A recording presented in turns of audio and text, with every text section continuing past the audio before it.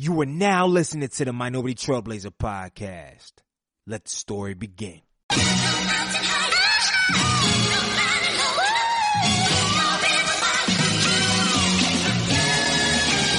One time for the lovers, 2 times for the ladies, 3 times for the brothers, 4 times for the babies. Do you love her? Do you love her? Do you love her? Do you love her? Do you love her? Do you love her? Do you love her? Do you love her? Do you love her? Do you love her? Do you love her? Do you love her? Do you love her? Do you love her? 1 time for the lovers, 2 times for the ladies, 3 times for the brothers, 4 times for the babies. Do you love her? Do you love her? Do you love her? Do you love her? Do you love her? Do you love her? Do you love her? Do you love her? Do you love her? Do you love her? Do you love her? Do you love her? Do you love her? Do you love her? Do you love her? Do you love her? Brown skin, love her brown skin, love her brown. Brown skin, love her brown skin, love her brown. She my brown skin, love her brown skin, love her brown. She my brown skin, love her brown skin. Hold me down. What it do, world? It's your boy Greg E. Hill, the culture change agent, man. I'm excited to be here today alive because guess what? Your boy got COVID. Right before Christmas, your boy got COVID. So please keep me, my family, my loved ones in your prayers. Christmas plans have gone astray, but God don't make mistakes. So I'm going to be lonely with my Xbox and all my equipment and gadgets. But I am available via FaceTime, people that know me, or hit me up via email or Instagram, slide the DMs, man. Show me some love. Not that type of love, you know. I just dropped the pic with my girl. This podcast got a lot of my girl in it, but you feel what I'm saying. Y'all peek me, man. Yo, I need the encouragement, man. Special prayers out to my boy Dominique Manson and his family. Shout out to you, Queet. As well as so many others, man. Shout out to Larry and Whitney, just got married. And yeah. A lot has transpired over the last week or so, but we here now. And as you can tell, my energy is up, it's down, it's all around. But hey, I just want to let y'all know that I'm here. We rocking. This episode is legendary. Shout out to Baz, shout out to Bree, shout out to Baby Baz. Shout out to Sid, whoa, again. I can't give y'all enough for making this classic. And yeah, man, I got so many more updates for y'all coming shortly. The episodes are coming out. I promise y'all. I know y'all you keep saying that. I promise you they are. But COVID and a lot of other stuff has threw me off. But they're already edited. I just want to listen through them all the way through because at the end of the day, people hold me to there's a certain bit of accountability I have to the people that I interview as well. And I want to make sure that one, as far as when I promote it, I have like the right context and the right frame of mind and like how we interviewed and things of that nature. But most importantly, I want to approach the process with integrity, and I don't just want to release 25 episodes just boom. Nah, I need to listen through them all again. So it's going to be a journey over the next couple of weeks putting them out. So I don't want to make any promises, but just know they're going out.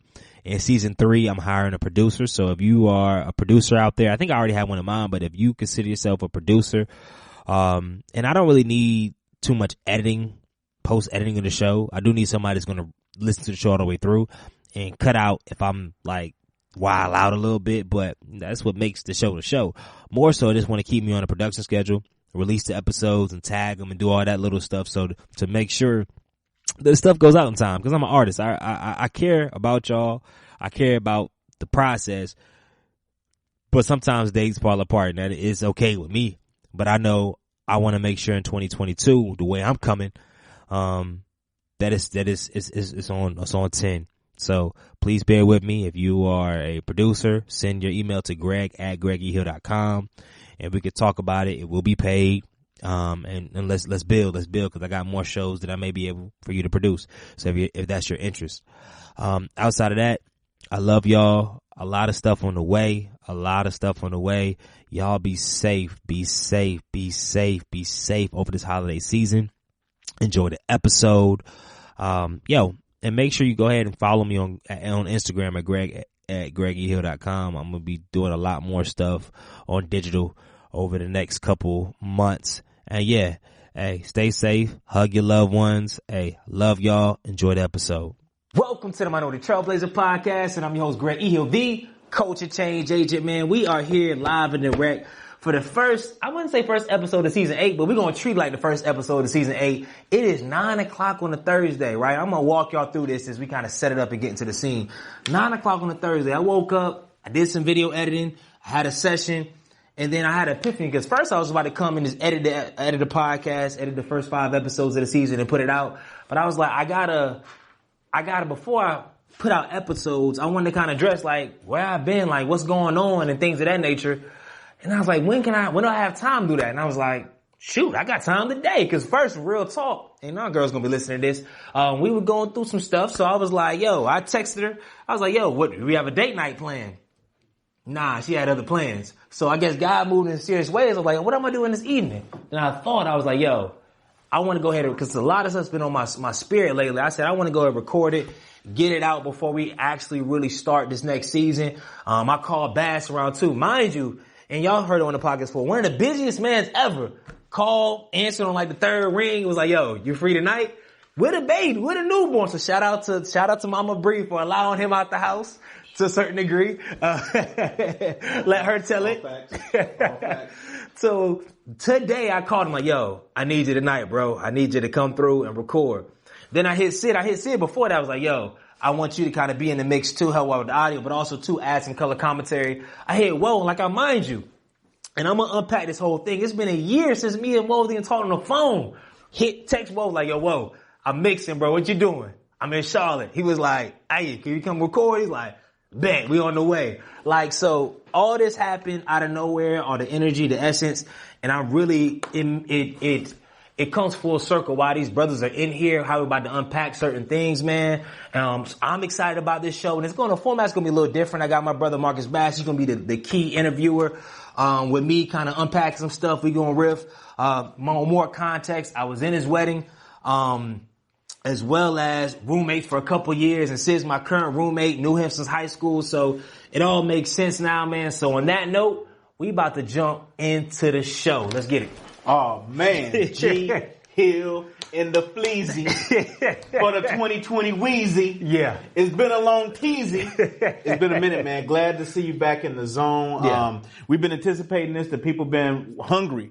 And this anticipation's been building, man. December 2020. You left us in that place, man, and look at where we've been so far. Yeah. Pandemic, life, everybody been growing, trailblazers across the country, probably doing crazy things right now. And in this moment, when you're coming back, starting off the new podcast season, one thing that's on everybody's mind is, who is Greg Hill at this point in this process? Yeah. Who is G?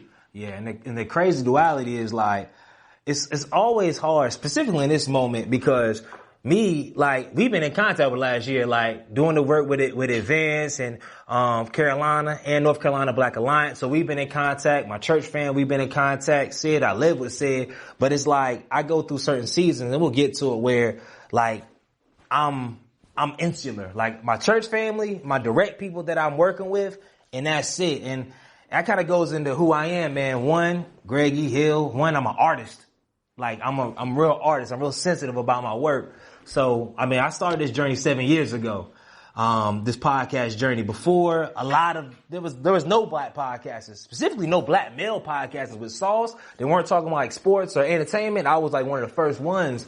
So throughout this period, I was 24. Now we're going on. Now I'm 32. God, we 32, right? Ticket. We were just flat. We were just the bros at A&T, and now we like, it's a whole different scenario. So, one, I'm an artist and I'm deeply sensitive about my work, but I'm also deeply sensitive about like people and energy, and kind of just to jump right into it, because I know we got our talking points, to jump right into it, man. Like, man, so much has happened over the last couple years. You're dealing with COVID, dealing with just a lot of stuff, man. So yeah, man, I've had to answer that. One,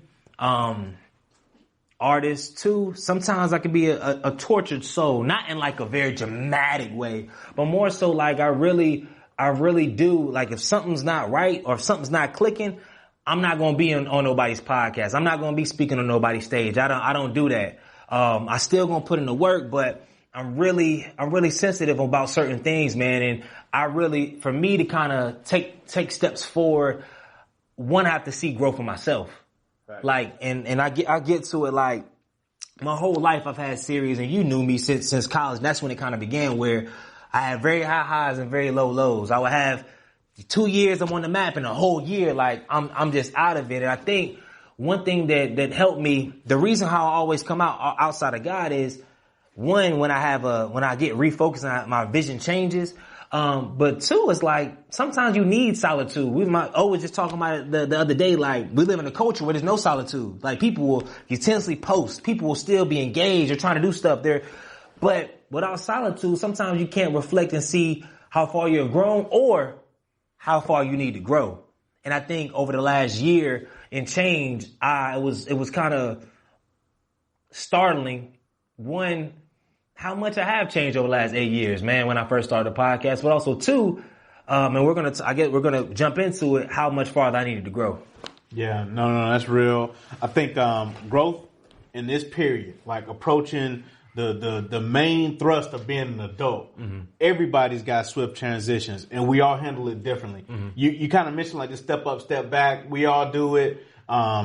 It comes across though when you're in the spotlight in a real way, when you take time off and come back in.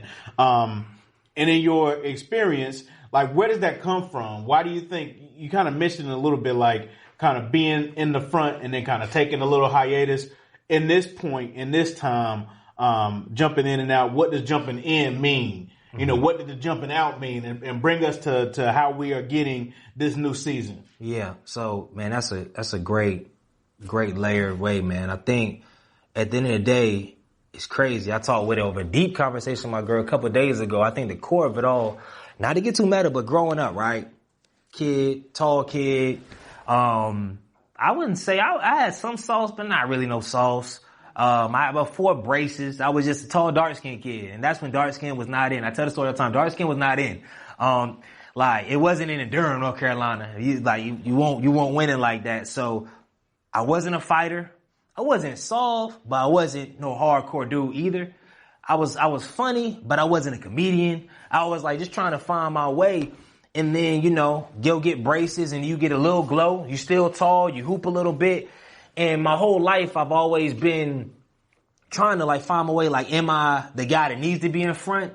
Am I a guy that feels better in the back? And I think a lot of times too, with my anxiety, like I have a lot of mental health, I wouldn't say issues, it sounds different, but yeah, I have mental health issues, right?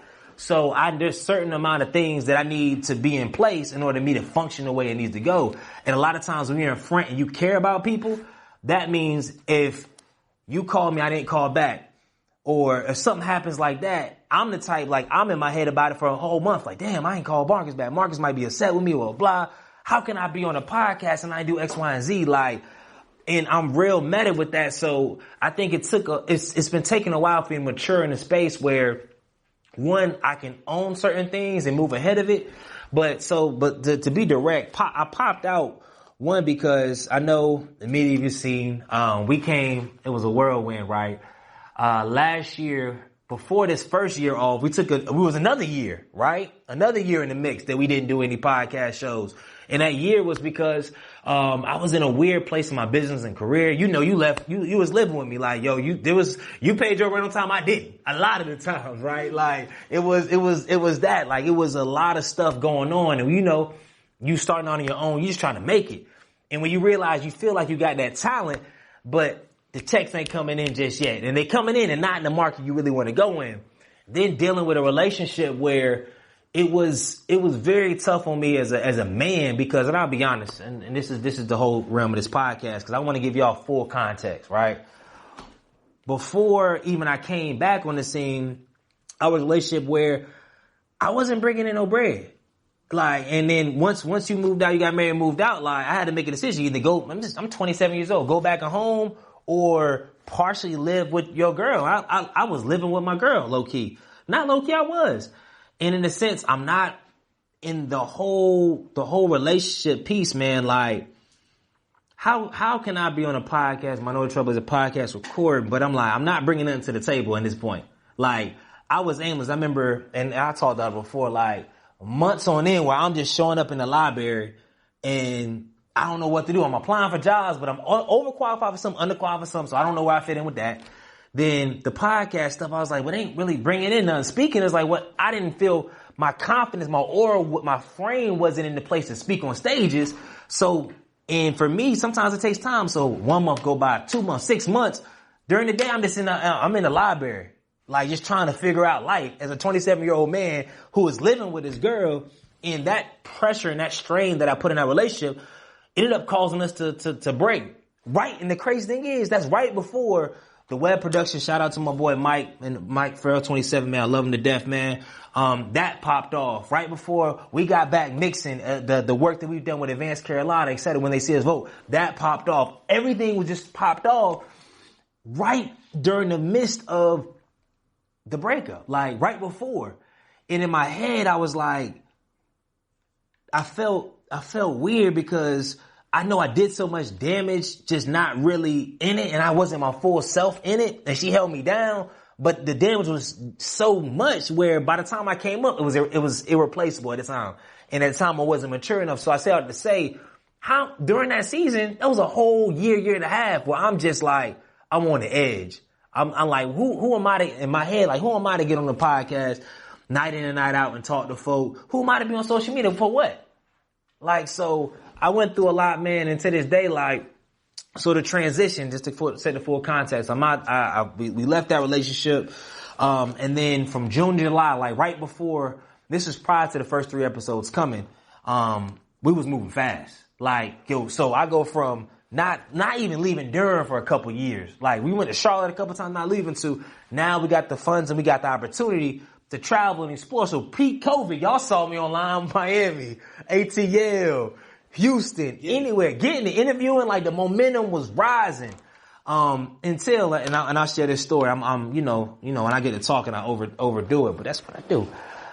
Until the moment where I realized I had to slow down. Like, I was in Houston, I was with Frank, Tim, my line brothers, and like, we were out mixing. Before we mixing, we hit the hookah, hit other things, we turned up.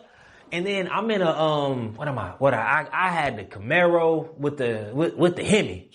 So I was acting a fool in Houston, boy. H-Town. H-Town. I had the Pop Smokes going. Rest in peace, Pop Smoke. Like, I was like, yo, we mixing, like, we had interviews lined up. The momentum was crazy. We go out to the club and I'm toasted. I'm at the bar and I'm just done. And instead of, like, I've never done this before, but I didn't want to be in the club, so I went to the car. But the dangerous thing happened when I was in the car. I actually turned the ignition on. And I was like, luckily, they, like Frank, Killian, shout out to Killian, they found me, and they got pictures too. They found me in the car with the ignition on, not going, and I was asleep at the wheel. And at that point, I was like, what the hell are you doing? Like, that's when the music stopped. Like, it was like, you go from breakup, now you out, to immediately out, now you're flying everywhere. And it was cool, like, you're flying everywhere, you're interviewing people, all this other stuff, but you're moving so fast that you had the audacity to get behind the wheel of a car. You've never done nothing like that. Get behind the wheel of a car, you would have died that night, period. There's no way I would have survived. And then that was the wake-up call. I had Frank and them, man, shout out to them. They took me, drove me to the hotel, walked me up, like, it was like, not walk me up, but it was an elevator up like 12 flights. Got me in the room, I woke up, I was in the bed, and they went home and whatnot, and I was like, yo, first of all, I'm too grown to be doing stuff like that. Like, that's not cool. And then second, I was like, if I continue on this path, like, what are you running from? Why are you moving this way? Like, what are you doing that? So I said that to say, we jump in, sponsorships, we outside of Scotch Porter, man, they were our first sponsor for season 8. We come a year and a half off. Got sponsorships. Your wife agreed to be the first person on the show. Like, Bill Bree Newsom came in throwing heat. And then December game, and then we was out the game. And I guess we'll unpack it there. So, man, you unloaded a lot. I think one of the things that reminds me of, and I know a lot of people that are used to the podcast, used to the brand, they know that authenticity is what drives all of this. When you put it out there, you put it out there in a very real way. And we always see the highs. Everybody always celebrates the highs. And in this case, like, you were really self-examining and then sharing in a real way. Not even necessarily the lows, but the parts that are not as high. Or in some cases, the part that are as high. Yeah. Talk about in this kind of transition between that moment to right now, kind of fresh off of all of this kind of peak season in the midst of COVID wilding, and then coming back to the moment where you needed to slow down and kind of bring your full picture. How did you know you needed to make sure that this did not drop, that you kept, even in this moment of kind of challenge, you kept the brand going. You saw the necessity to continue to be authentic, even in this moment right now. What drives it? I think at the core of it all, man, like, one, I noticed something was a little off when, just like audio, I was peaking too high. Like I was hyper emotional on certain moments. Like even there was a great moment, I forgot. And what was with me at the crib? There was a moment like we had just did God Got Us or something. And then that next, like, and it was an hour, the next day I was just in tears. Like I couldn't, and I was like, why am I so emotional? Like why things are working out in my favor? Like why am I feeling so tight? Like why am I like really in this space?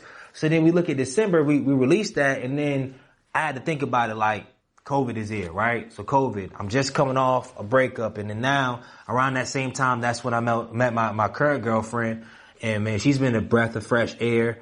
But then also too, my brother, we'll touch into it. My brother, he got into a situation where he got incarcerated.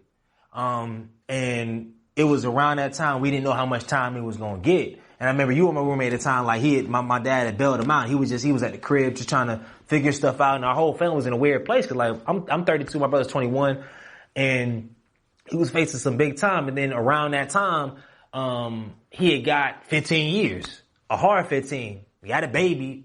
Now I got nieces on the way. A lot of stuff happening. And I'm thinking like my whole world, and it didn't happen at once, but over time, like that weighing on me with that. Then my brother going through that, and then I had a personal situation, which I'm not going to delve deep in the podcast, but even my relationship, there was some stuff that I've never been through in my entire life that at the time, I didn't know how to process.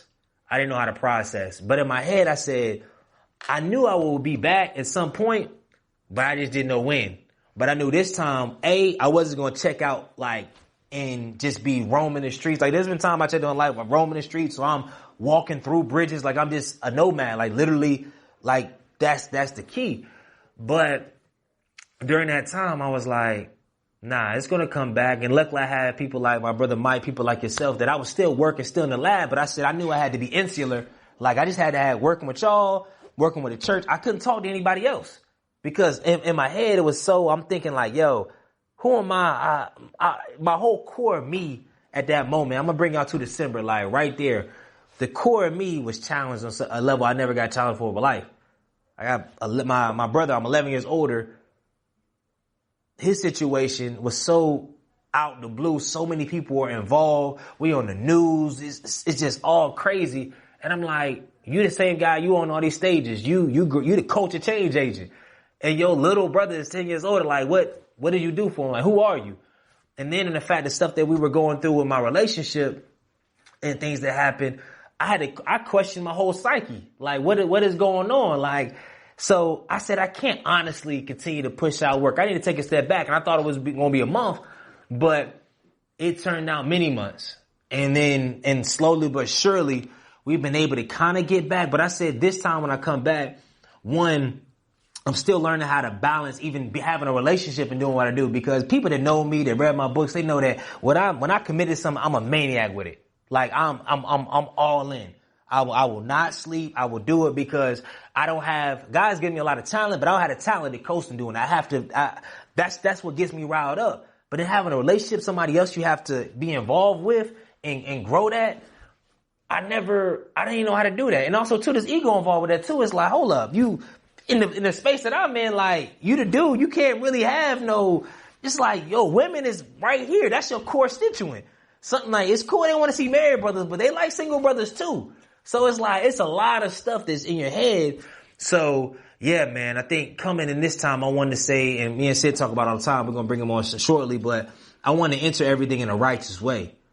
And until I felt that I was in a real place, not in like, sometimes, oh, now I'm back. I wake up, I run 2 miles, I call everybody like, I've been there before. A little, oh yeah, I'm back. I ain't depressed no more. I'm not this. Nah, No, I had to sit in there. Yeah, I gained 25 pounds, 25, 30 pounds. I was like, I didn't like the way I look. I didn't like the way my clothes fit. I didn't want to be nowhere. I was like, who is this guy? Energy's low. I'm hitting Dame Chicken the Waffle every day. I'm edit a video, hit that. Dame's was coming every single day. 8-piece Popeyes, you name it. Let's get it. Like, I just let it all go.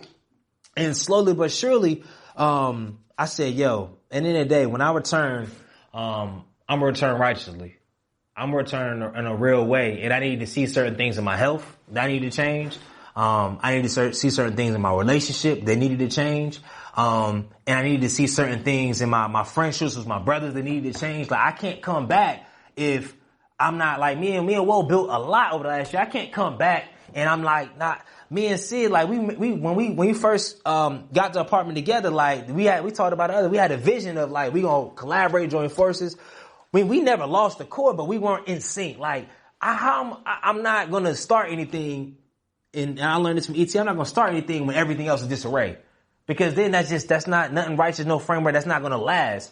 So I said, I must give myself time. And I knew that people around me that love me, that really know me, they know that they was going to give me the time. And that's one thing that always I'm so grateful for. Even the podcast listeners, man, like I never got any negative emails. I got over 1,000 like text messages, calls, emails throughout this whole time. I never got any negativity because they knew that, yo, just give me the time to breathe.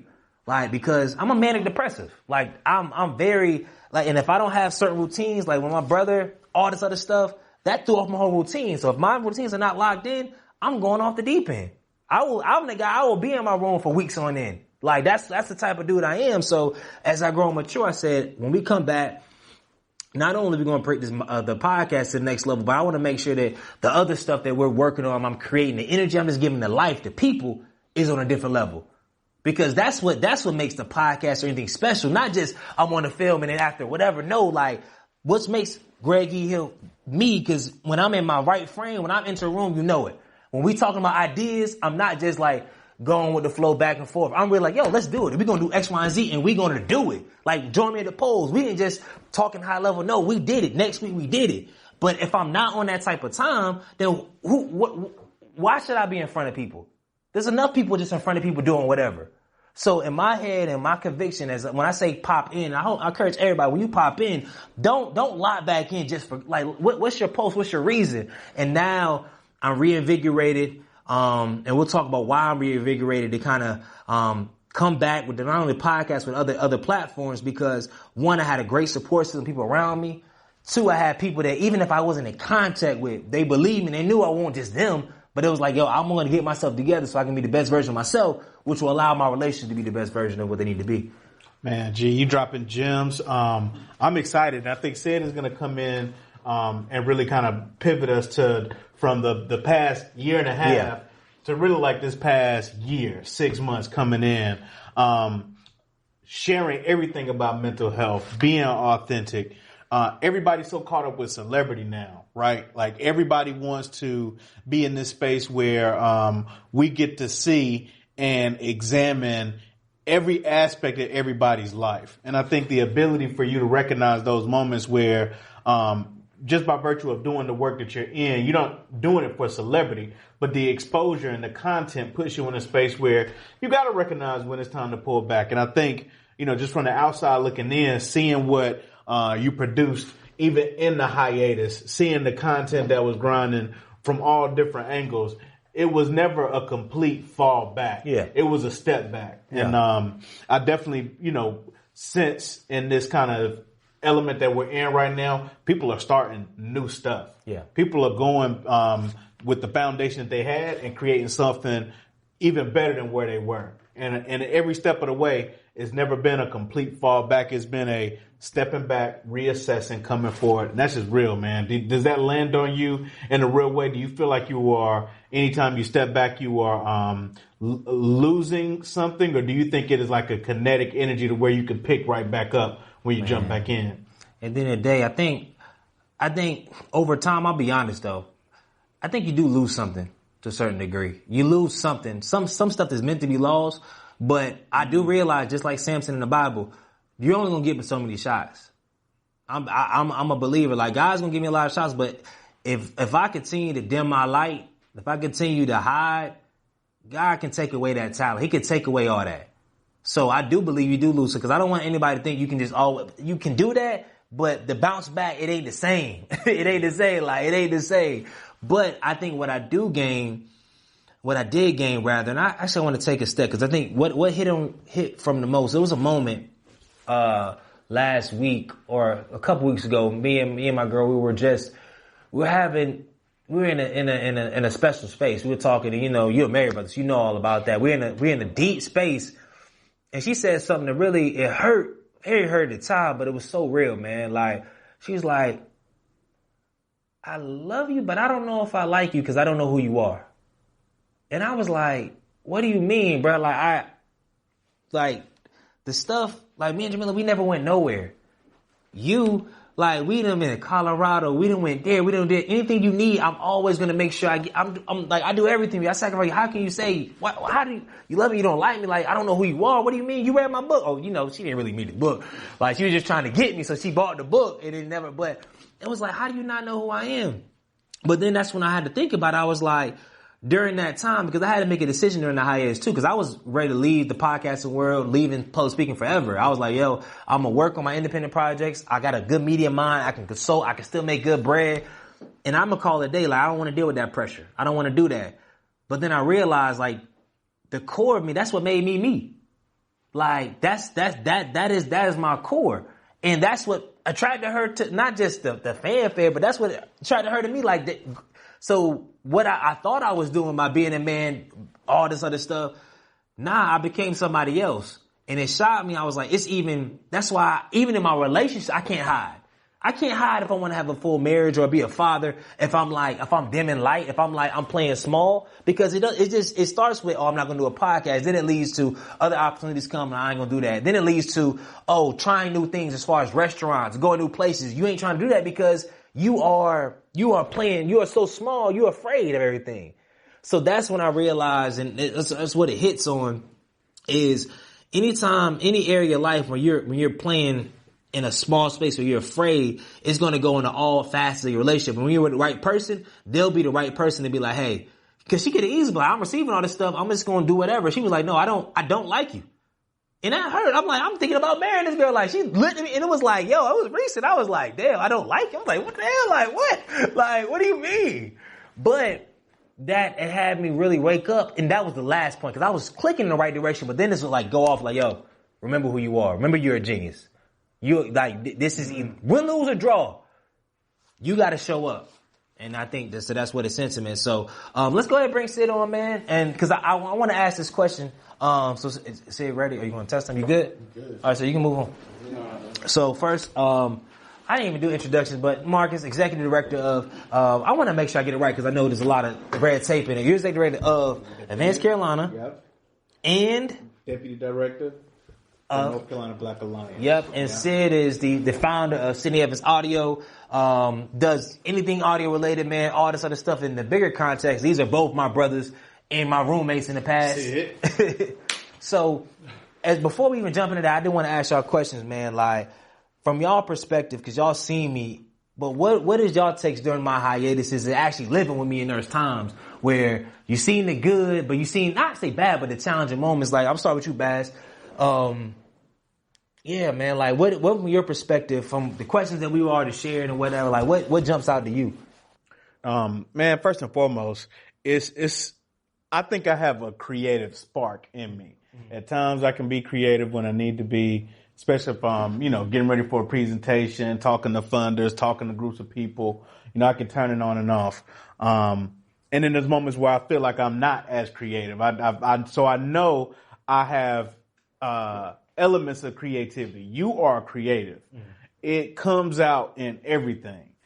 Seeing you in, spaces where you were planning conferences, hitting the podcast interviews 3 times a night, seeing that high output, it let me know that you can't sustain that consistently because you lose the level of self-wellness. I didn't have the language for it then. I'm growing that language now, But so many times, man, I think high achieving, A-type personality, and you're creative, and you know how good you could be because you've done time and time again, created businesses, built brands. You are consistently competing with yourself. And that's a beautiful thing as a creative. And to see that firsthand, it gave me motivation, it gave me grind.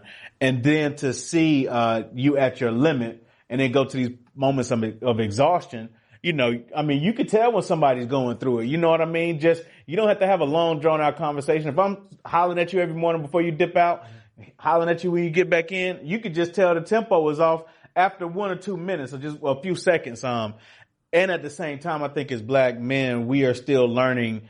We're learning how to be open and realizing ourselves, let alone being able to talk to another man about what's happening. Mm-hmm. But in the same sense, being like-minded, being of the same kind of spirit, you know, you can always tell when there is, you know, more left in the tank. Mm-hmm. You never came across as being on empty and was always grinding out. And so I think being in the space, living with you, man, it came across in a real way how hard you grind. And at the end of the day, when you keep pouring out, and you're not pouring in to that same level, because you took, you know, you enjoyed yourself, you took breaks, but at the same time, not at the same level that you were working. Somebody just told me, shout out to Dr. Margaret Brunson. She's doing a retreat for us, kind of talking about wellness. And she lives by this saying that a lot of us rest from a place of work. We have to get in this process of working from a place of rest, right? So we get so tired, or we work so hard till we get tired, and then we fill that battery back up by resting or doing something. But oftentimes we don't get all the way back to 100. Yeah. We get to 25 and then we burn 50% more. And so I just think that's a perfect example of what you were going through. Like, all the successes burn you out. I mean, as much as it's a high, it's also a low because you got to re-energize. And I mean, at certain times, being at that level, operating at that level, man, seeing it land and then seeing you bounce back, it was inspiring. And then at the same time, you know, I can see how much it takes out of you because I saw what you put in. Yeah. What about you, Sid? So, just to reiterate the question, just my experience with living. Yeah. It's crazy because like when Bass and Greg previously were roommates. Me and Greg are roommates now. And when we got this spot, man, like the energy, just the way the process happened from us being like, we want to live together to us actually moving in was the quickest process that you can imagine, that you think like, okay, whatever is about to happen, it's going to happen fast and it's going to happen now. And once we moved in together, the complete opposite of that happened. The script flipped so quickly. Like, I was going through my struggles as far as my physical health, which led to struggles with my mental health. Greg was on 100. This is the time where we're kind of, you know, COVID was a real thing, but like people were still starting back to get to travel. He was going to Houston, LA, other places, recording, doing all this content. Like, he's on 10, he's on 100. And the goal was with Sid to be the whole time, to be the right hand with the audio. But then, like, it didn't work out that way. Like, and when he, you know, outside of him traveling, him coming back, you know, we have interviews at the crib, and I'm like, I'm in my room. We had like a dedicated room where we like, boy, we're gonna go down. Everything, the magic is gonna happen in this, and I'm hearing the magic, but I'm in a physical or mental state where I literally could not participate. And so going through that, is just like, as I slowly started to rise, and through the help of Greg, Mike, who we mentioned earlier in the podcast, and Walt, our group who we go on our fellows retreats with, like, we went on that. I'm like, okay, I need to get back to myself. I need to get back to being Sid. I'm on the way up, and Greg is on the way down. So it's like, as I'm coming back into form, he's like going into his mode, his hiatus. And, you know, for those who have known Greg over an extended period of time, like, he goes in and out of these seasons where, and we kind of got a run-in, a gag between us. It was just like, it's two things, really. Just, you're going to pay one way or another. Yeah. So, and everything you do it righteously. Yeah. So, I never really, like, hearing him speak today about it. At that time, I didn't really connect the dots or whatever. But just knowing Greg, I'm like, when that moment is supposed to happen for him, when he's supposed to be in the mix, you know, he has the confidence. He feel like it's there. It's righteous. People are going to connect with it. But behind the scenes, if you know, if home not taken care of, he's going through something, he can't just put himself out there and, you know, just be this figure, have this avatar, do whatever, and then go home, and it's just like he's not living in that same energy. So, and I told Bass when we were setting up here, we kind of laughed about it. It was just like, the best way to get G to do things is to not bring it up at all. Like, let him come. Like, you know, we got these grand plans. Like, we briefly started the podcast network. We're doing interviews. We're supposed to do a political podcast with Bass. Like, we got the needle moving on these things, and everything just got put on hiatus. And to fast forward into now, it's just like, it took me time to get back to myself. And even though I thought I was ready at that time to jump back in the mix, I wasn't fully ready. I needed more time. Greg with G was going through what he was going through. And like in this season for us to just, you know, I could just tell by the energy of, we just came back from a fellas retreat. You know, Greg, once he started posting them stories, 5:30 runs, once he, you know, I'm hearing him, I hear him record, I'm doing whatever. I'm like, man, he getting back in the mix. Then we start having these conversations, and today, like, this just happened on a whim. And I'm like, I think this is that moment that we envisioned and that we thought was there that wasn't really there. I think the moment is now, and for this, like, just serendipitous moment to kind of all come together. You know, me doing things with interacting with him. He's shooting stuff. I'm editing it for the podcast. We're doing whatever. Like, geez, you know, I edited all these videos for the podcast. We've been sitting on them for a year, and I'm like, bro, what's going on? And for now to really be putting it out, and for us to be doing this, I'm a believer. Just everything, it happens when it's supposed to happen. Yeah, and I'm just forever grateful, because it's like, and for everybody, for all my people listening and watching, it's like, it's the small things that in your like, you have to look for the things in your people you're around to get inspired for. Like, it's not always them walking up Bass like, hey, Greg, pick yourself up. I don't think Bass ever in his life, I don't think so. I don't think he ever sat down with me and had a call. It's like, because he's a guy, I live by his action. Like, win, lose, or draw. I never knew what Bass could have been going through, whatever. But Bass, one thing, he always showed up. He was still on calls. He was still mixing. He was still on the road. Even when he could have been going through absolute hell. I could see it in his eyes like, yo, this ain't it. But he's still moving. He mixing. He didn't stop. So I'm like, that encouraged me not to give up, like unpull the whole plug. It's like, yo, I'm in the house. I said, win, lose, or draw.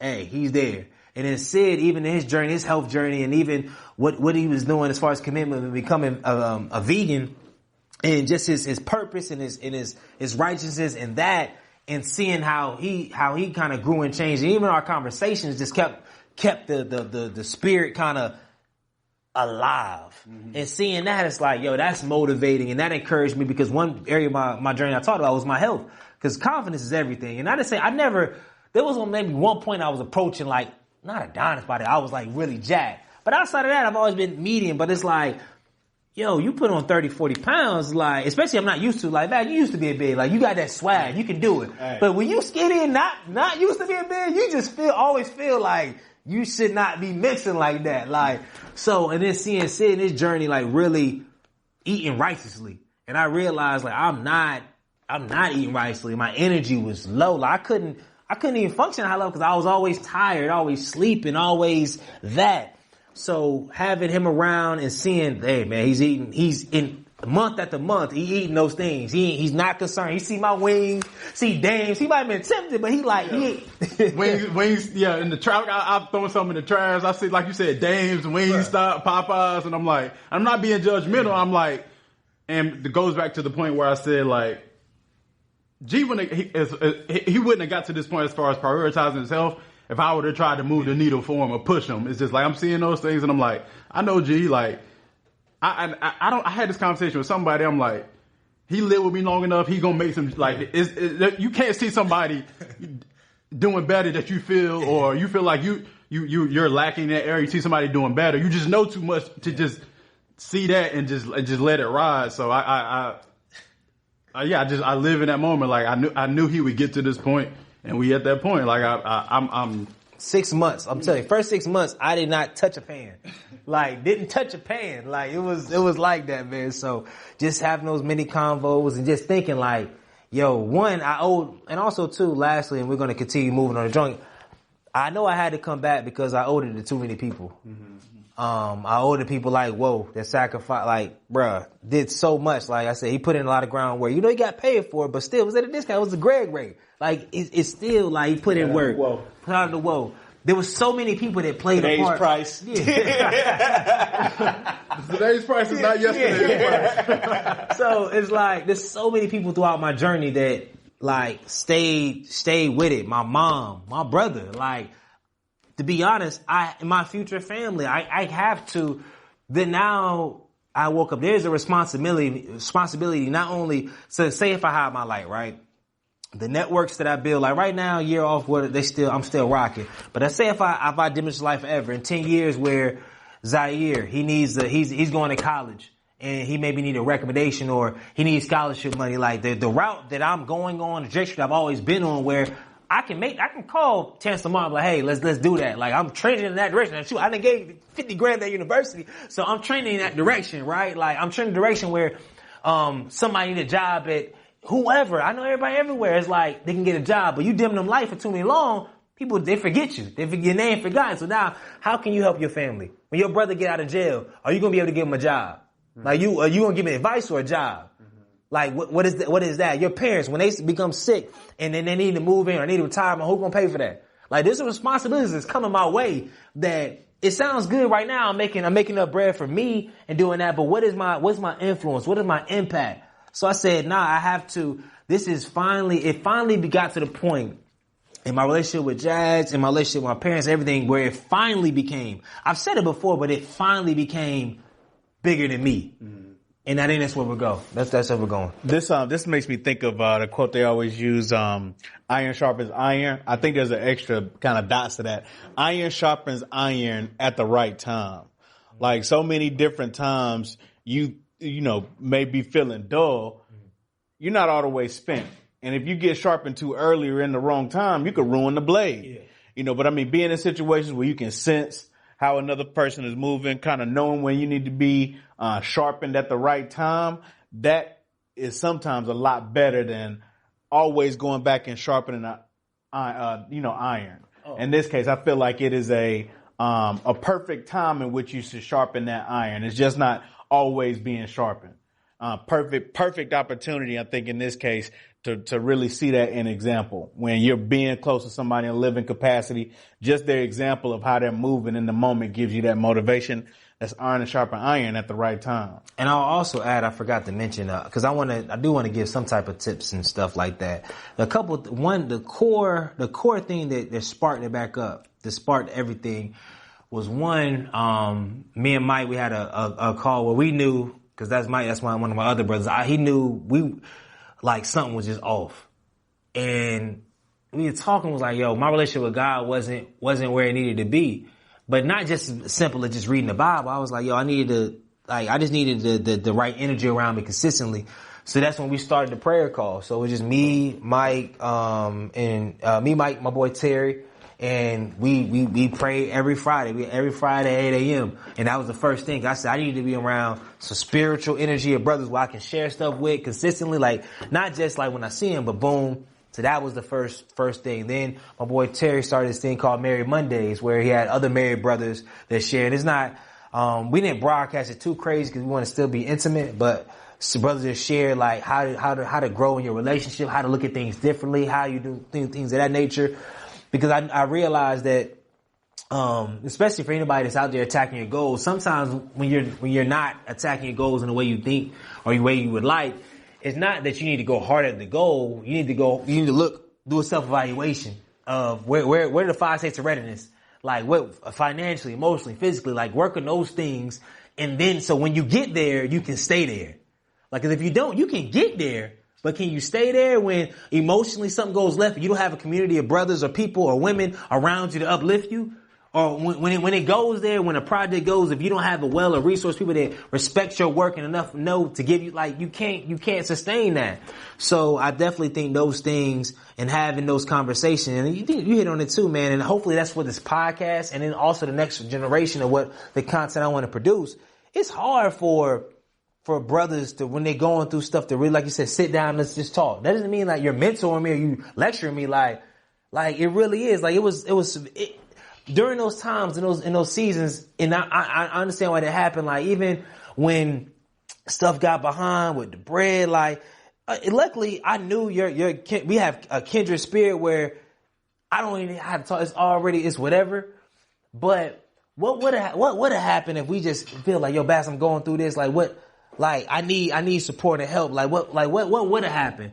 And then after, like, what happened when I called you after? Like, yo, we really talked. It was like, yo, nothing is past, and we immediately went to work together. Like, even with Sid, luckily over time, even when we were, because there was months, it wasn't months we didn't talk, but it was just we were not in the same thing. Like, literally same house a whole month. He wouldn't see me, I wouldn't see him. Like the first 3 months, because he was dealing with it. He wasn't even at the crib for 2 months, and then getting back, and then I was traveling so much, and then it came where I didn't leave my room, and then it got to a point. Probably weird because I didn't leave my room so much. If I saw him, it's like, damn, are we like, hold up, like, it's weird. Not on one accord at all. So it can get there, but it's really good. You have to have a community in this game, in anything. If you don't have a community, if you don't have it set up, and you're not in a community with the right people, if you single trying to get married, don't have a community with all single women. That doesn't make sense. Brothers too. Like, if you're trying to, especially you're trying to grow and get better, be sure you're intentional about everything that's around you, and then it'll grow, man. But yeah, let's keep it rocking, man. Damn. All right, so take us back to 2021. First drop of the new year. We done been through 2020. Yeah. We done risen again. Now we're at a place where we about to really possibly take this whole thing to the next level. And the first post of the new year is, you're late. Talk about that. How did the relationship in this moment take front and center coming into 2021? Man, it was crazy because, you know me, I always keep 100. She gonna be like, why is he selling so much stuff? I'm not Jada Pinkett in this joint, though. I ain't going that deep. I'm not like doing that and all that stuff. But it was literally after we just had a not a good conversation. I was like, we were in the mountains and it just wasn't, stuff was just going left. And I was like, but then I thought about it. And I was like, man, it's a birthday. And I never, outside of I ain't saying names, but the only posted one girl ever on one of my social media was my girl. That was in college. And I was real, and that's when I was finding my language on social media. But it was real lovey-dovey. It didn't work out. I felt foolish by even posting her. And then I was like, yo, you know what? Until I'm married, I always said, until I'm married, I'm not posting nobody on social media. It is what it is. Like, I'm not into that. But what it meant to me, man, one, I wanted to let her know, and I don't think it really bothered her that much, but who knows? It's like, one, that not only I'm comfortable claiming her and being with her behind closed door people that know me, it's like, nah, like, that's my woman. Like, that is my queen. Like, that is beginning, not my everything now, but beginning to get that. I might have misspoke that, but y'all know what I mean. She knows what I mean. But it was like, yo, but the biggest thing was I had to ask myself, what was the fear behind that for all those years? Even in my past relationship, like, she probably felt the way. It was 2 years. I never posted. Nobody ever saw anything about it. If you didn't know, you didn't know. But it was a fear, one, of you put something out there and it don't go right. Mm-hmm. It was a fear of, two, being tracked all the time. Like, yo, you on social media, you online, like, hold up, what you eating that? You ain't telling me, like, just little stuff like, you ain't telling me you went to Chipotle? Like, what you dance for? Like, what are you doing? Like, those little things matter, bro. I was like, nah. I don't want to enter that stuff in my relationship. Let me be agnostic. Like, why are you there? You said you was going here at 5 o'clock. Like, why are you there? So I'm like, nah, let me not go that route. And then two, this wasn't the reason, but earlier, a lot of times my reason for not posting on social media, because, like, as a man, it's just, you just want to keep your option, but you just don't want to enter that route. You want to kind of be agnostic until you in the game. But I know in the moment I said, yo, in order for me to take the first steps forward, I can't operate in fear. I can't operate in fear of what if it don't work. If it don't work, it's okay. Like, nah, if you're going to come back, what is something that's been doing up this time that's held you down? What has been something that held you down, but also literally pushed you to grow as a man? Like, you know, women are very complicated. They'll push you into areas you don't want to know, especially certain type of women. And the type of women my girl is like, in order to operate in this realm of her, she had to push me over this last year to remind me, and it took so long. And she was a person that reminded me of who I was outside of God. Like, she reminded me because she was not happy with with just the regular me. Like, she was not. It was an underlying, and not to say, who knows, by the time of the content, she's still maybe coming around, but it was an underlying issue of like, yo, this ain't what I signed up for. I love him to death. He's responsible. But it's like, and I was like, nah, I'm gonna honor her and know that I'm not fearful of claiming her. But most importantly, I'm not fearful of, if it doesn't work, then, and it's gonna work, but it's like, I'm out there. And then that releases me to say, hey, I'm out here with the podcast. And also too, I'm out here now. I'm out here to be held accountable as well. Now, you know, I got a girl. So the people that's like, it was a long time coming, but it happened in the right space.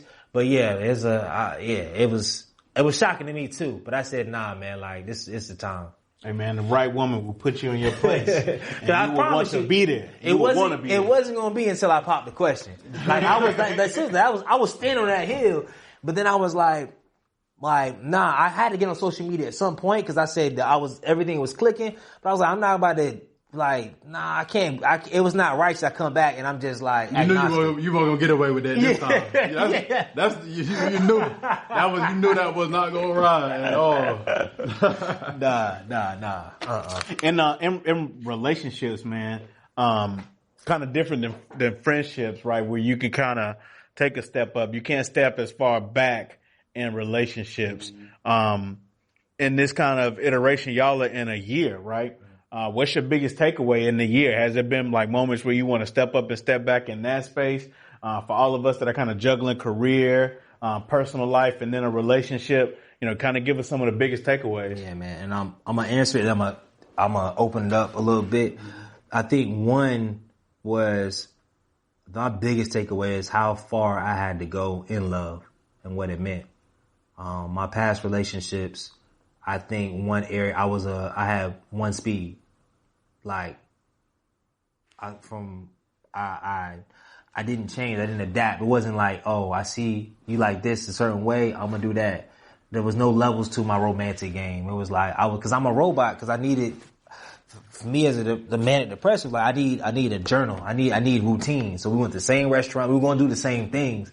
So I think I realized with her has taught me about how much I'm always going to have to grow in understanding a woman. Like, and you're going to attest to that. Like, it is not, oh, you cool, you do this, you that, you're good to go. I just always thought I was going to be that guy, like, hey, as long as I'm doing what I need to do, like, I can get along with any woman. It's not the case.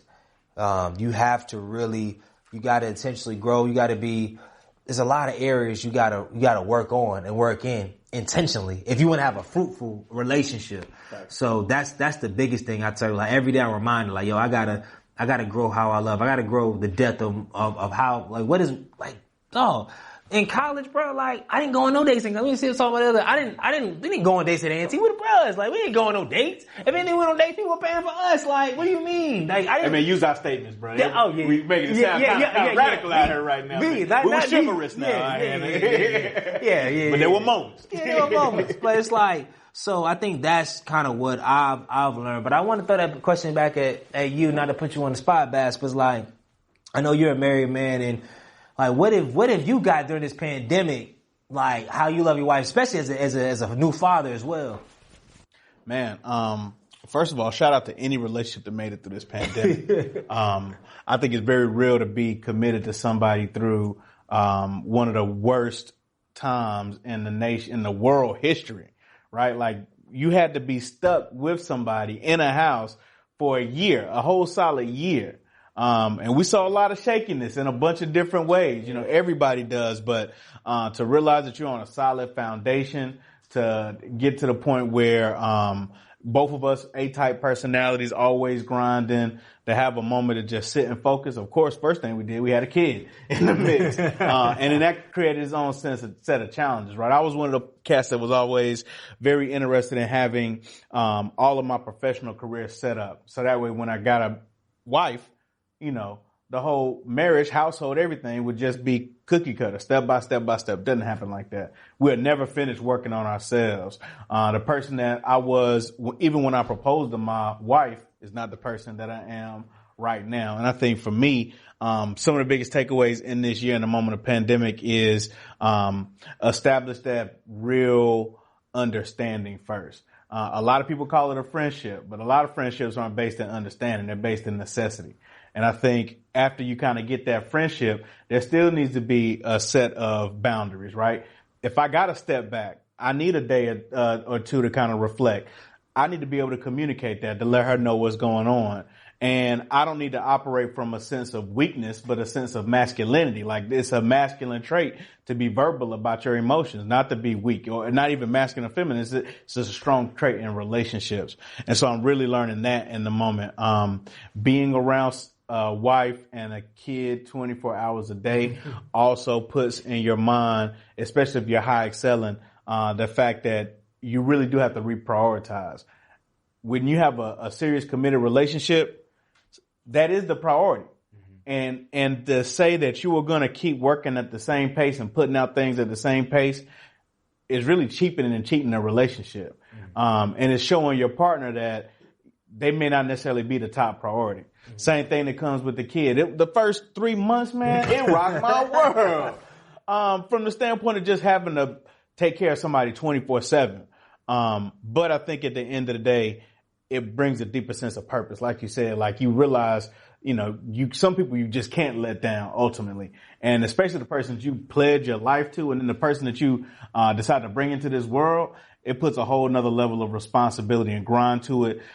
Even though you have to take a step to reprioritize your kind of situation and some of the things you're working on, you gain tenfold because you know you have a solid partner, somebody's going to rock with you. And that ain't always perfect, but every single day knowing that you got somebody that's going to go for you and you all are going for something bigger, be it a whatever relationship goal or whatever child, that puts it on a whole nother different level. Because most people are just excited to see you do you.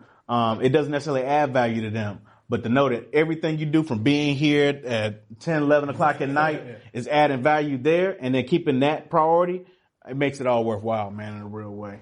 And I got a question for you, Sid, but I do want to ask one thing because I want to highlight it too for my girl, as well as others. Like, what do you do when?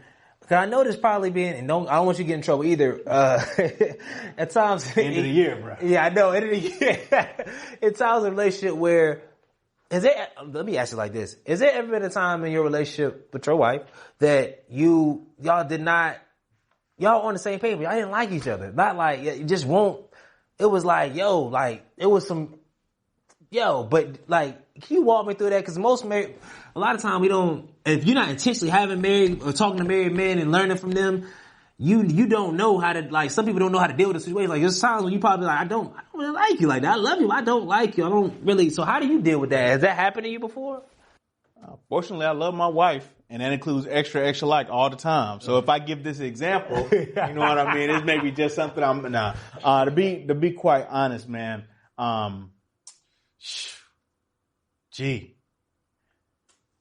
Whoa.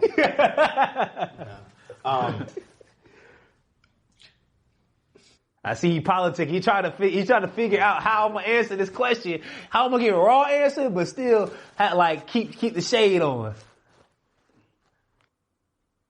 All right, so I love my wife. I'm gonna start off by saying that, right? Yeah. Certain things will happen in the relationship that I don't like. When that happens, the immediate thing I do is I don't approach it like from the standpoint of being verbal. I think about it, especially if it's something like 2 or 3 hours later, I'm still pissed off. I don't even want to talk to her, look at her. My first inclination is check myself, because 9 times out of 10, it's not something that she's done. Yeah. It may have been something that she said, but she didn't even have a context of how close I was to the edge of that traumatic experience. And so before I think about it, really picking the little nitpicky thing that she said that triggered the experience or the feeling on my end, I got to think about where am I? Yeah. What conversations have I had today? What have I done in the past 48 hours? Who has said something to challenge me? And now because she asking about, going to a different spot that I picked for dinner as the place that I wanted to go. You know, why am I really wilding out about that? I mean, ultimately too, it's not always on us, right? Regardless, there may be something going on with her. And I think that there's a way you got to go about doing that too, right? If I know that, her balance is off, we just not, you know, seeing eye to eye right now. I'm not just going to automatically go to, what's wrong? You know, we got to figure out steps. I'm Mr. Ricky. I still be like, yo, what's wrong? What can I do? And it's like, get away from me. I'm like, bro, what's wrong? What's wrong? Like, or she hit you with a quick nothing, and then you be like, you off to something else. Well, I done asked you one time. Yeah. Now you gotta, I mean, just like you approach romance, you gotta approach the challenge in the same way. You know, you gotta be tender. You might want to start out playing some music on the phone before you get into the real deep conversation. You may want to get, you know, a little favorite snack or something like that from downstairs and bring it up, and then y'all ease into it. Because, you know, even in the most, I guess, heated moments, that's still your unit. You know what I mean? Like you don't want to do her greasy because you don't, you know, that's not how you want the relationship set up. But I will say, there are times where we are challenged with very strong, feelings about how we've done, and we try to check in. We went through this on session too. I got to shout out Byron Benton. Aggie, is a pastor in Charleston now. He has this, philosophical approach to relationships based in like this African ideology called, imago therapy. And it's really based in like centering every relationship you have is not based on, oh, I just met Sid or I just met G. It's based on everything I went through before I met Sid, everything I went through before I met G. And so in that space, you have to realize that you have to be more verbal. Especially in times where you think people know you the most, is really the situation where you need to be more verbal about what you've experienced and how certain moments lead you to certain end results. And really starting from a place of, how did what I do or what I said make you feel? And being okay if it came across on the wrong way, because if it offended somebody, especially your partner, then I mean, you gotta recognize where that came from, traumatic experience or not. So gotta shout out this imago therapy. That's really been helpful. And I think everybody should just go to therapy straight up, like personal relationship therapy. There is a line there, because when I was, in my relationship, girlfriend, boyfriend, you know, just dating, I don't think that's always necessary at the time. If you have to go to relationship therapy in the midst, before you even get to that space, you should go to personal therapy first. Check in with yourself and then kind of figure out what relationship therapy. But relationship therapy is when you're really down for that ring, when it's that time. I know about it. But now let's go with you, because it's crazy. We got the alternate, like during the pandemic, new father, marriage, etc. And then now during the pandemic, single brother. And it's like just going through like, so how has it been? What have you learned about yourself and just the whole experience now, like as a man going through this? As a single man.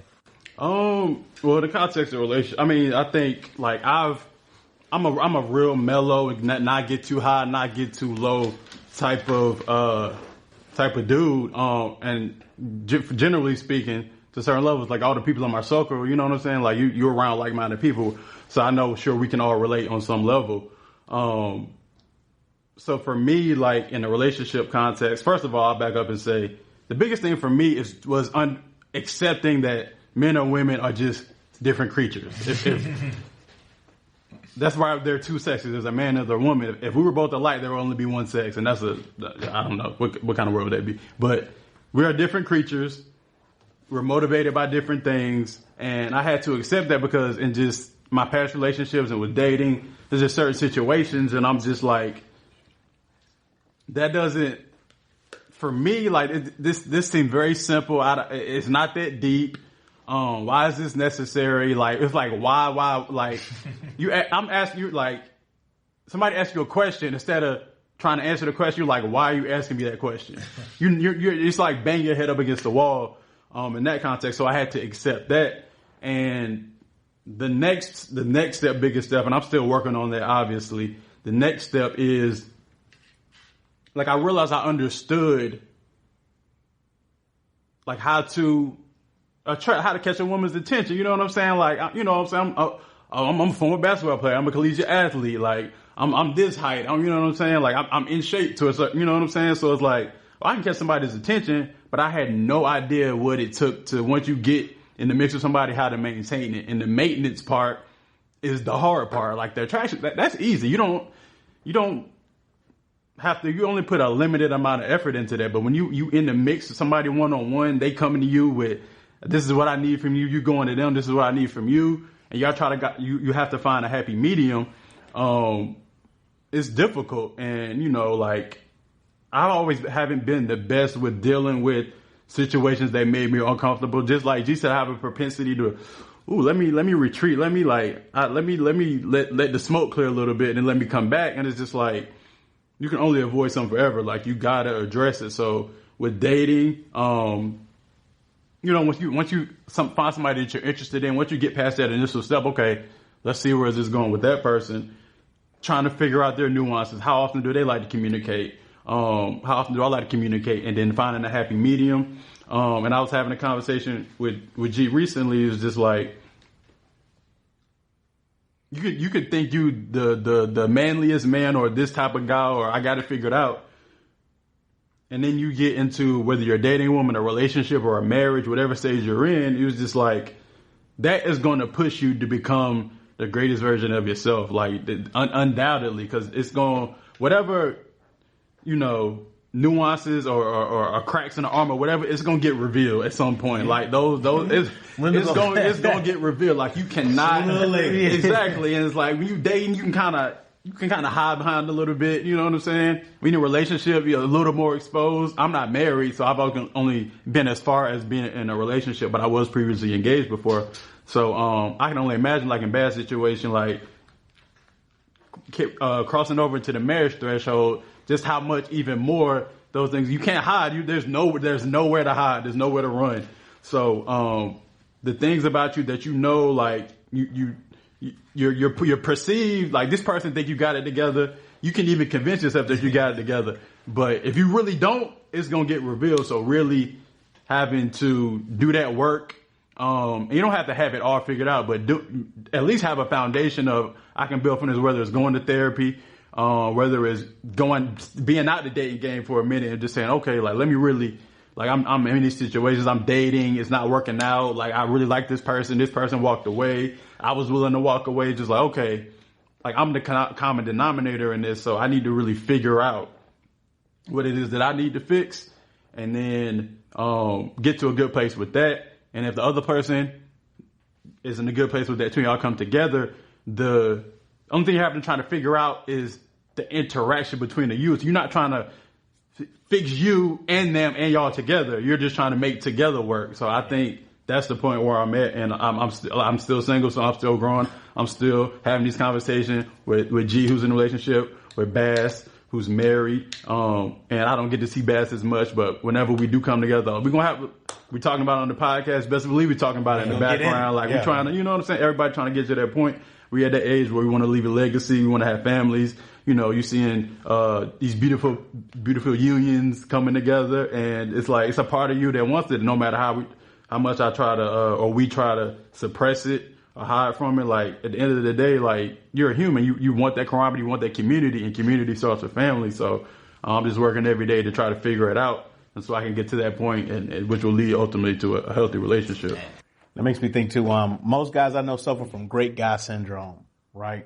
Like, we, in our mind, we want to be a great guy, and we are generally good guys, to the point to where if somebody, especially a significant other, challenges one thing, she's actually trying to make you a great guy, or really just kind of bringing out an observation, but in your mind is devastating. It's like, golly, like, I'm trying so hard to be a great guy, that this one thing that you're bringing to my attention, is this really what you're going to bring to my attention? In reality, bringing up one thing doesn't negate all the other good things you do. You're still a great guy, but it just shouldn't land on us that we got to be, 100% perfect in that same kind of cookie cutter mentality. That great guy syndrome hurts a lot of us in relationships. And that's a good segue, because I know we about to close the books, man, because it's for a preview, man. I got these brothers out 10:30, the married brother, kid. I know wife, like, what the f is going on? Like, what are y'all niggas doing? I mean, what are y'all guys doing?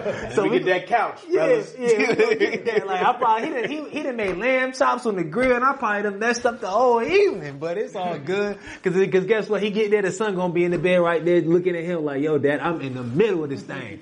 But, in the flesh, man. But I will say, man, to tie a knot in that, it is kind of crazy in society. It's hard because if you're not intentional, having a conversation with other brothers that are married or all this stuff about relationships, etc. Not like all just the bad, but like how can you grow? What tools are you using? Scenarios, situations, because you look at music or look at TV, you only see the end results. You already see the family, you already see the sex, you already the lyrics, they done hit the chick already, they done got the top, they don't talk about any of the other stuff. Like it's just all that. Like, but the meta in relationships, like what do you do when your partner says they don't like you? What do you do? Like, what do you do? Like, as a man, your ego is just like, boom. Do you get out of the way? Do you leave? Like, what do you do when somebody tell you need to step up your sex game? What do you do with that? Like in relationships, like, and when you in casual flings, hey, they get in and out. What do you do when your partner be like, hey, it ain't enough? Right. Where we at? We're round 3. Round 4. And you like, in your head, you act like I never went to round 3. In your head, you like, I remember, I used to go for like 35. And then it's like, dang. You had to reevaluate some things. You need to call brothers and be like, hey, what are you using any supplement? What you using? Like, oh, I need to get my diet right too. Like, I need to work on myself. So it's like, shout out to Green Tea. Yeah, shout out. It's a bad place. I'll just be quick when like, if the attachment is the only thing that's holding you together, is you might as well start counting down. If it's like, I don't like you, I'm not fulfilled with you emotionally. I'm not fulfilled physically. None of that. I'm just attached to you. So that you hanging on by a string. So that's not a good place to be. Yeah. So you gotta, but those are conversations you gotta have, and brothers gotta feel open to, because if you don't, that's why a lot of some of our parents and our elders, that you look like, yo, the relationships are good, but they never hit great. And it's not because they didn't have greatness within them. But did they really have a community of brothers and people around them, brothers or sisters, a network to really talk through relational stuff? Did they really seek the therapy? Did they really take it to that next level?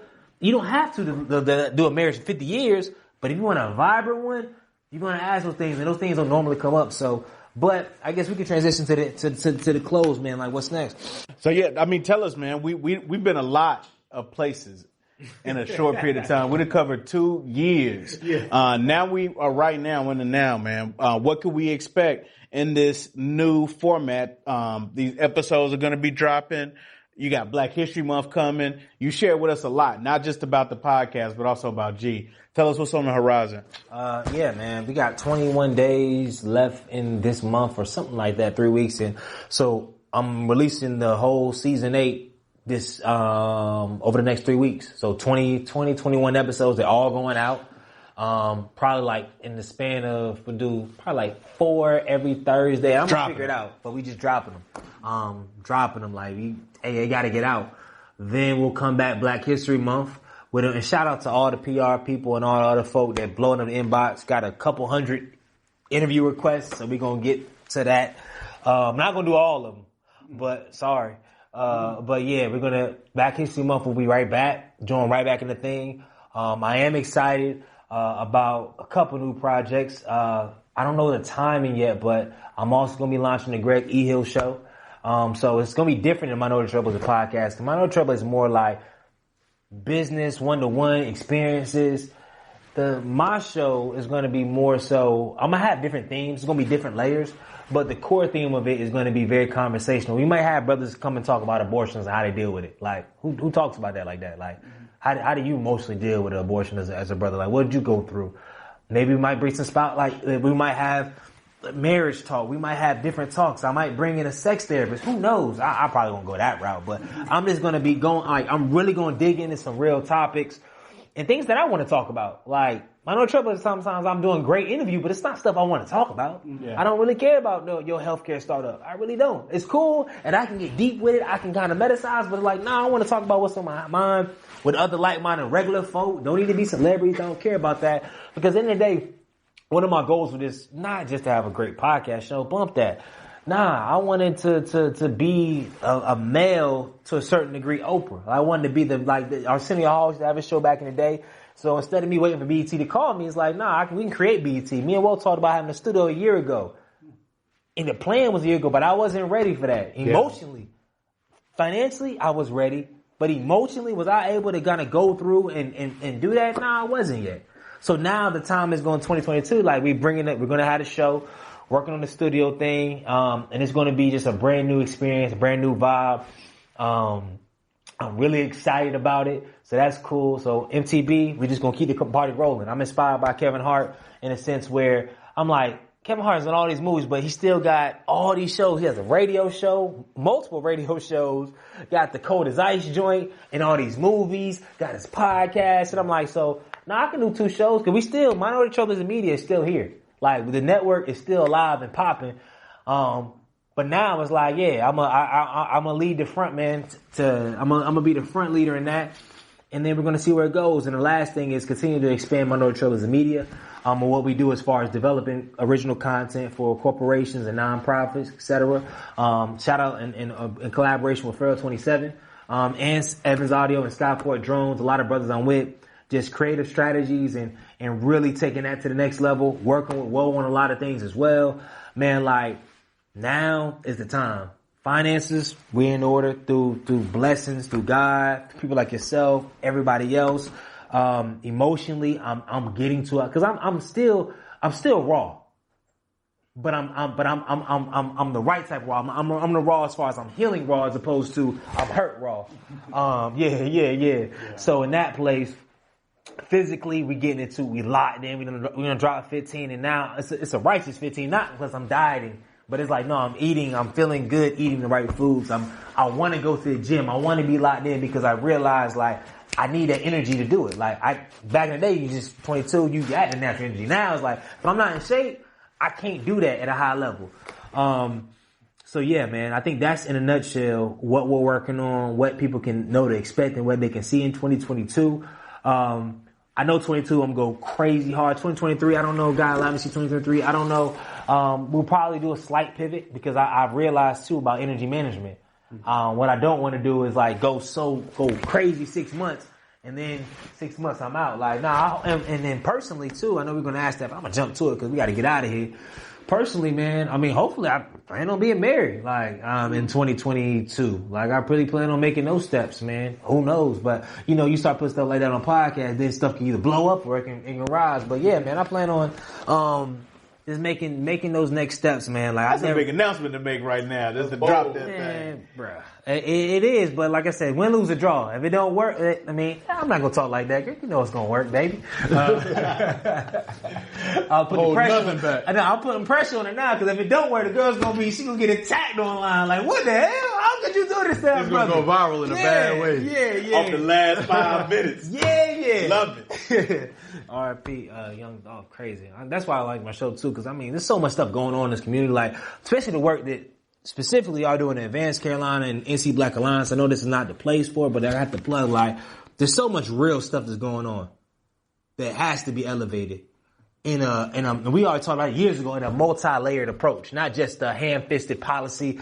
Look at House Bill 202, because people are like, what's that? But that's really House Bill 220, like that really is affecting a lot of people. Like breaking stuff like that down, really having those huddles and bringing those lives, like, we have to do that. There's too many homeless kids. There's too many homeless people in general with homeless kids during this holiday season. There's so much going on. So I said, Minority Trailblazer Podcast, I can highlight it, but my own show, I can really do it how I want to do it, man. So I'm excited about what's coming next. I'm excited about really working with my brothers. And now I feel like we're all in a good place too. Like, we're all moving forward. We're all physically, majority of us physically getting better. Financially, we're getting better. Everything is getting better. So now is the time, to pop out and dominate 2022. And, lastly on that note, man, I always think about what's the theme. And I talked about it on, the last episode. The theme for this year and going forward is, especially next year, don't dim your light. That's it. That's good. That's what I want everybody to do. Like, don't dim your light. And those challenging at times where you like, yo, I don't feel like doing it. Like, learn from me, man. Don't waste a year. Like, even though I learned from a year, it was still a whole year. People die in years. Yeah. Companies change in years. People change in years. Like, relationships change in years. So luckily I have a support system. People like, well, whatever. But it's like, don't waste too much time. Because as we've seen during this pandemic, as we've seen through life, a lot of stuff is not promised and people and things will change. You can change. So don't dim your light. Stay locked in, and get excited because, yo, we back. One more year to change the culture. Yes, sir. Yes, sir. Yes, sir. So I guess, I mean, shoot, we wrapping up, man. So I want to say this last part where, first and foremost, I want to thank you, brother, man, for 3-4 hours of your night out of the blue. And I'm telling you, I'm not just being hyped. This man is the most busy man I've ever met. Anybody can attest. He's always doing something, or he should be doing something, because in the politics space, every time is borrowed time. With the wife is just as busy with a kid, fresh off the grill, and got spiffed up that came and rock out with me. I appreciate that. I appreciate you, Sid, man, off the whim, blowing his phone up, asking all these questions a day, like making it happen. Appreciate Whoa. First time hearing his voice in a year. We texted 2 times. He was like, hey, I'm there. Like, what's up? Like, not too many people like that. Like, I'm there after a shoot. He's a different dude, man. And most importantly, for all my supporters, the fans, the listeners, etc., man, for y'all kind words and engagement over the last 7 years, man. Some of y'all been listening for really 7 years.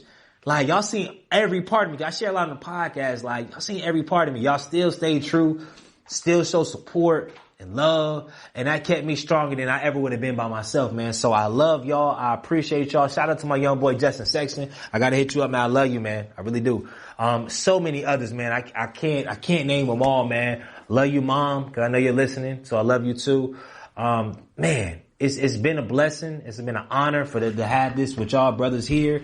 I'm more so looking forward to what's next. Like, I really am. I'm excited. I know it's a lot of work going to be done. There's going to be a lot of draining, a lot of grind. But we built for it. But now, to close it, I think I'm wise enough to understand that changing the culture, it doesn't happen, and we know this. It does not happen in one night.